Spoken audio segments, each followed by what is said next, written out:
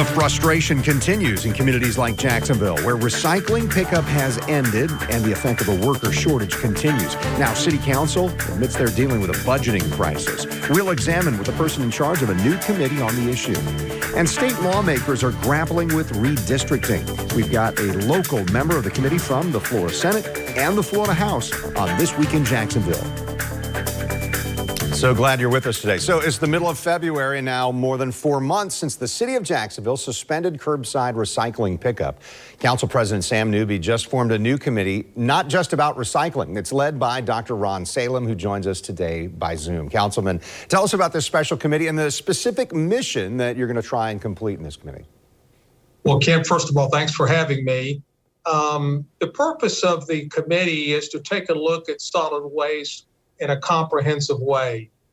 Number one will be recycling. We're going to take a look at the potential transfer station, which we feel like will assist in getting garbage to the landfill in a much more economic fashion. We're going to take a look at the solid waste fee, the current status of the 3 private companies and their rates, and lastly, look at several recommendations, we hope, which will possibly go into legislation and back to the council. And as I understand it, there's a timeline here to maybe end of June. Is that about right?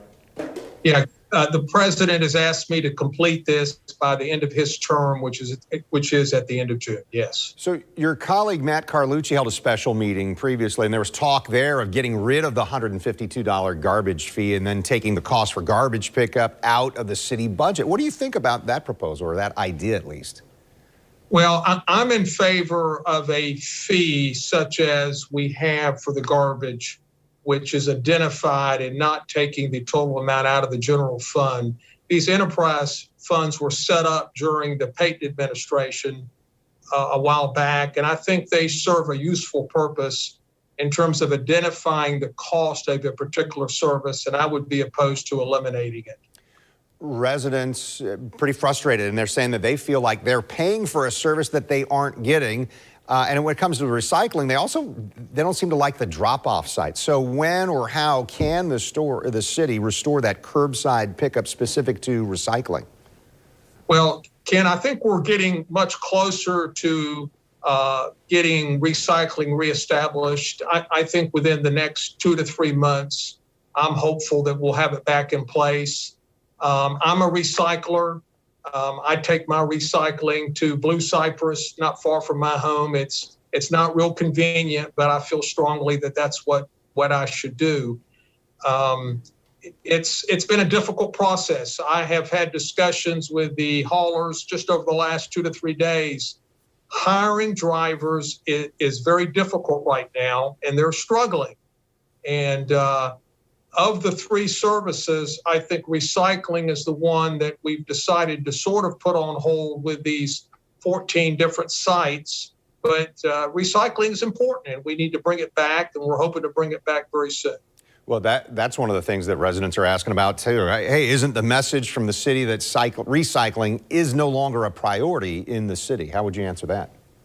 Well, you've got yard waste that's very critical to pick up, and you have your regular garbage that's very important to pick up. And I think those 2 are a much higher priority than recycling, particularly when we've got an alternative that's not ideal, but if you feel strongly about recycling, you can still recycle.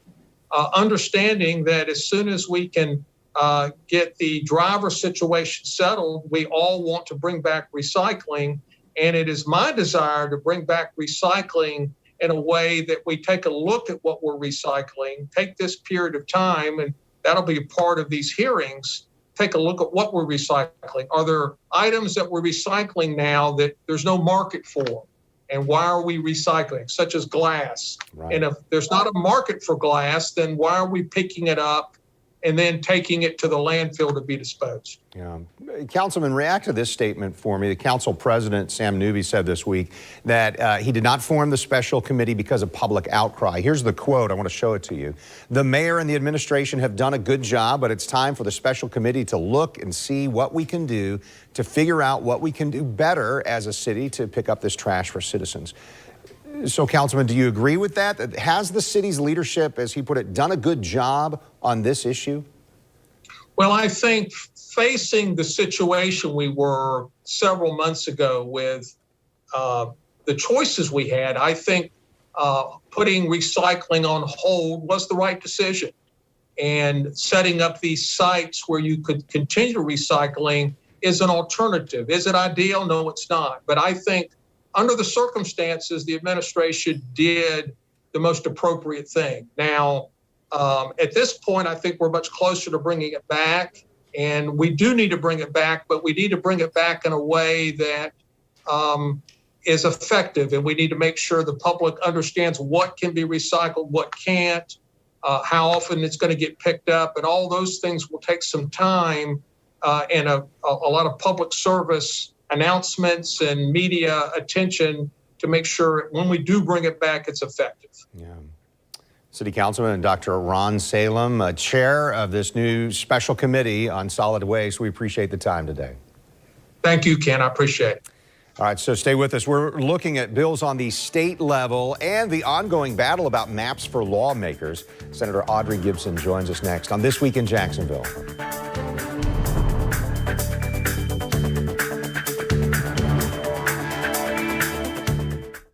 I'm John Morgan of Morgan & Morgan. 40% of Americans don't have $400 saved in case of an emergency. People are working harder and harder, but falling further and further behind. That's why at our firm, our fee is free. You don't pay us anything unless we win your case. When you're injured in an accident or hurt on the job, choosing a lawyer will be the most important decision you'll have to make. For the people isn't just a slogan. It's what we do. It's who we are. Injured? Call Morgan & Morgan, America's largest injury law firm.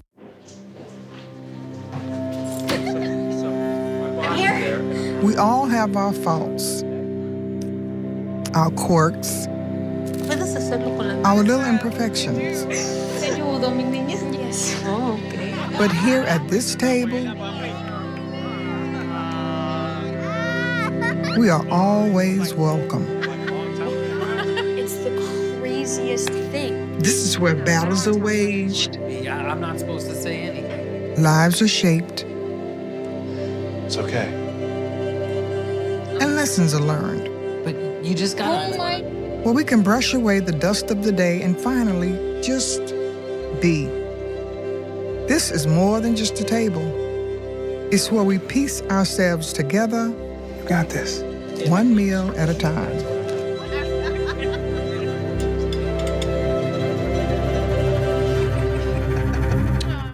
President's Day is coming, so Bears is starting now with store-wide savings of up to 50% or more. Right now, get this fine, genuine leather sofa back in stock at just $12.98. And for a limited time, save 50% in-store on best-selling Tommy Bahama, our lowest prices of the year. Bears is the world's largest in-stock Tommy Bahama retailer with the fastest delivery. Hurry in through Sunday, only at Bears Furniture. Live beautifully. When cleaning your air ducts, it's important to clean the entire system. And air duct cleaning from Stanley Steamer removes pounds of trapped dirt, dust, and allergens from your home completely. The cleaning improves your home's indoor air quality, keeps your home cleaner longer, and can even improve the efficiency of your HVAC system. We want you to have the cleanest and healthiest indoor air possible. So call for a free inspection today. Stanley Steamer gets your home cleaner. The I-Team exposing a new rental scam. He said all the right things. I will give you a code to the lockbox, which made us feel like this wasn't a scam. She thought she did her homework. We saw that it was on apartments.com, rent.com, so we're like, okay, it's legit. Taking the scam to a whole new level. Even local police were surprised. I'm revealing the subtle clues you're getting cheated. And wait till you see what happened when the scammer contacted me. Rental Ripoff. Monday starting at 5 on News 4 Jax. You're watching This Week in Jacksonville with Kent Justice. Florida's legislative session is officially to the halfway mark now. And so in this segment and the next, we're hearing from both sides of the aisle in both chambers of the state capitol. Senator Audrey Gibson is a senior member of the chamber and a Democratic leader. She is not a fan of the so-called Don't Say Gay bill that just passed the Senate Education Committee. And we opened our conversation on the bill that would strip $200 million from 12 school districts that oppose the governor's ban on mask mandates. It's absolutely a punitive move. It's a political statement more than anything. And to believe that our students won't be impacted is certainly false. Moving money from school districts absolutely impacts students, and the audacity to take money from Duval County, one of the larger school districts in this state. One of the people who's supporting it say, yeah, well, we're not taking it away from the whole school system, just those individual districts. So either way, all school districts are going to have more money than they have in the past. Is that a good argument? Absolutely not.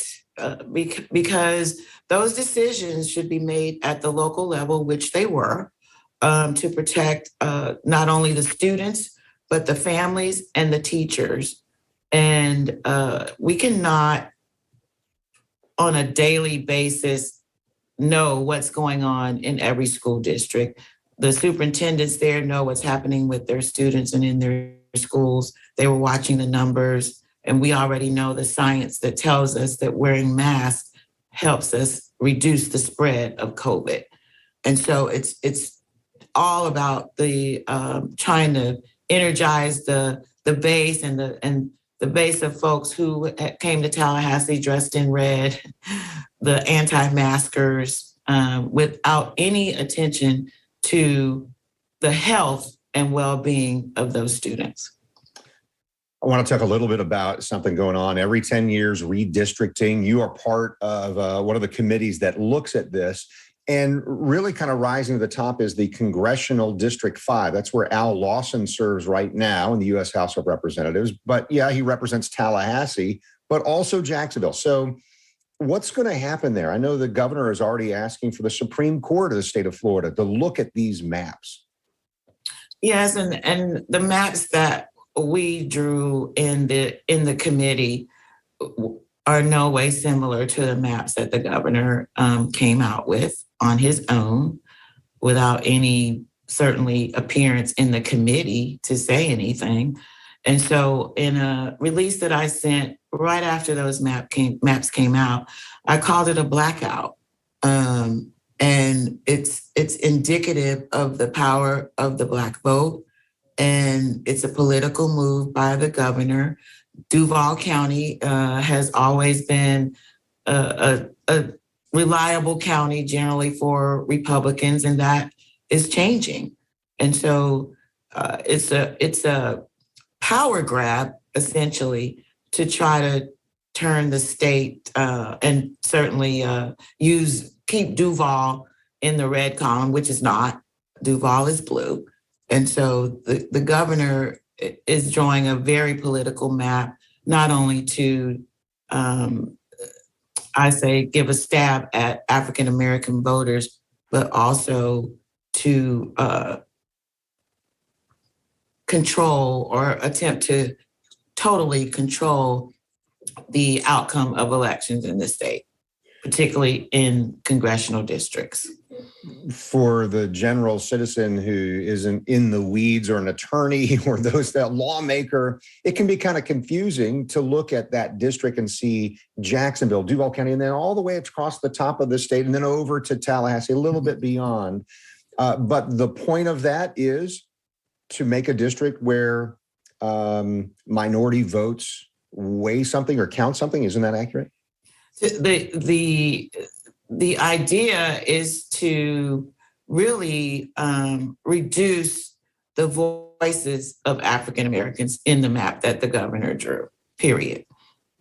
So the other minorities. The changed map would do that. How do you feel about the current CD5, or is that the same? Do you feel the same way about that? The current CD5 that the Senate drew, obviously it is constitutional, and that's the other part. So the governor's map is not constitutional. Across the state, actually, it gets rid of not just African-American voices in Duval, but in other areas around the state. So we have 4 minority access districts. Now he reduces that to 2. So what does that tell you?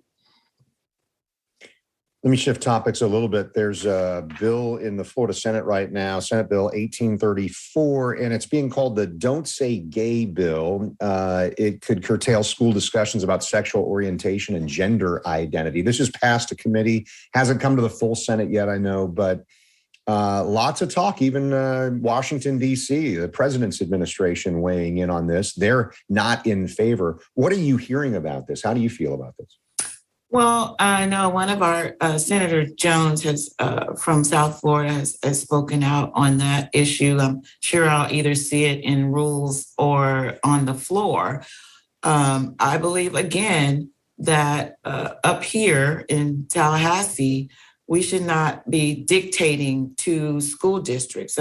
That's a local discussion with those parents, the PTAs, and the superintendents about what they feel is right for their school when it comes to talking about those issues. The other thing we have to understand also, Kent, is that there are children who, or young people, or young adults as well, who need to have a discussion that sometimes they can't talk to their families, right? And so, and it's about understanding people in general. Now, after my interview with Senator Gibson, Florida Supreme Court ruled that the governor cannot remove one or more of the minority access districts from the congressional map. Well, stay with us. That was the Democrats' voice from the Senate. Republican State Representative Byrd is next. We're going to look at his role in redistricting. That's next on This Week in Jacksonville.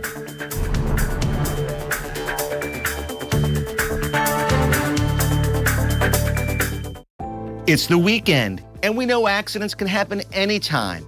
That's why we're here for you 24/7. Don't wait until Monday. Call Farah & Farah. Prepare to feel good in 2022.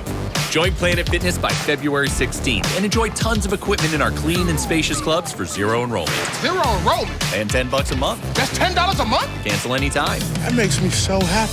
You know what else will make you happy? Blowing off steam in our judgment-free zone.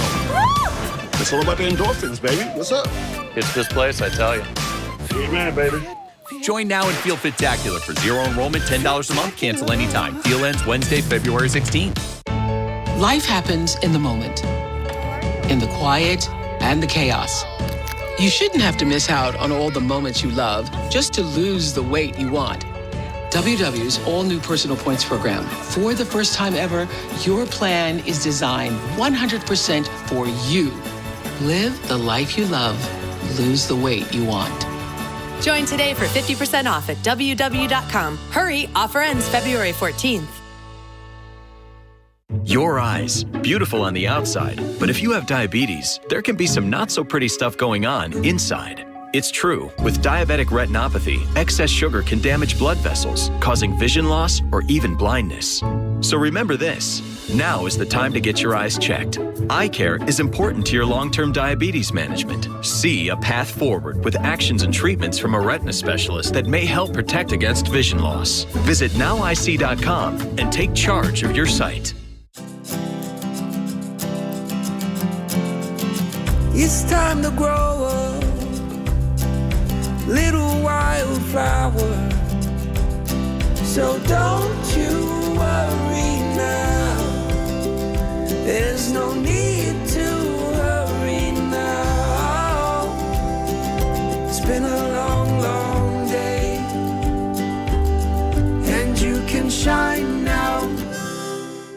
You're going to hear a lot about how I'm, for defunding the police. Tracy Polson's extreme agenda hurts Jacksonville and puts us all at risk. Tracy Polson attacks law enforcement and makes Jacksonville less safe. That's why out-of-state donors are pouring thousands of dollars into her campaign to make Jacksonville more like San Francisco. You're going to hear a lot about how I'm, for defunding the police. But veteran Nick Howland shares our values and is ready to lead. Nick Howland is the proven leader we can trust. That's why he has my full support.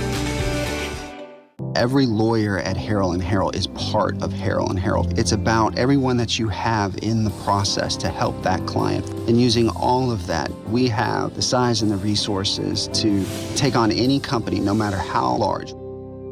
Channel 4 is a proud sponsor of the 2022 Gate River Run.